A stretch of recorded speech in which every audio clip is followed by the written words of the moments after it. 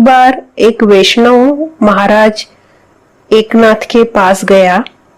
उस वैष्णव व्यक्ति ने महाराज एकनाथ से पूछा कि महाराज, जब जब मैं आपके पास आता हूँ, चाहे वो रात का समय हो चाहे दिन का समय हो, आप ध्यान करते हुए जप करते हुए ही मिलते हैं।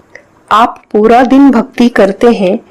हम यदि आधा घंटा भी भगवान के पास बैठते हैं तो हमारा मन अशांत रहता है। इसका क्या कारण है?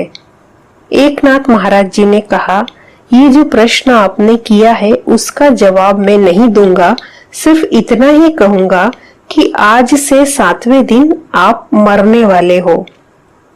आपकी जो भी इच्छा हो वो आप पूरी कर लो। ये सुनकर वह व्यक्ति घबरा गया। घर में गया, सबको कहा मैं मरने वाला हूँ। ऐसा एकनाथ महाराज ने कहा है, और नाथ महाराज जो कहते हैं वो सच ही होता है। तो उसने अपना व्यापार दूसरों को सौंप दिया और पूरा रात पूरा दिन जप करने लगा। एक एक दिन करके 7 दिन निकल गए और 7वें दिन वह मरा नहीं।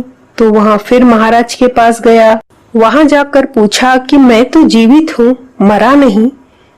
तो महाराज ने पूछा कि 7 दिवस आपने क्या किया?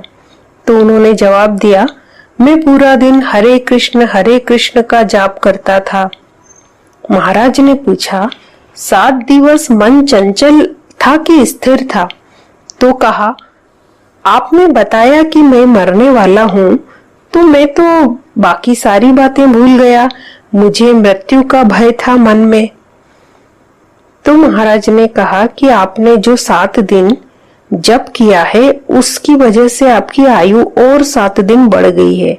अब आप अगले 7 दिन के बाद मरेंगे। तो वह व्यक्ति फिर घर गया।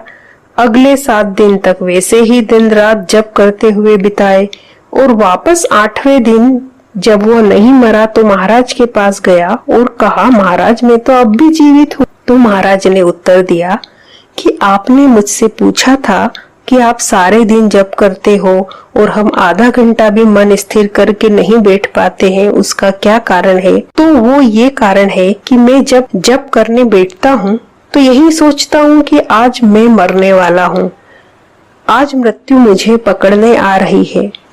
यह ध्यान में रखकर ही मैं जप करता हूँ। अतः मृत्यु को भूलना नहीं, इसका सदा ही ध्यान रखना।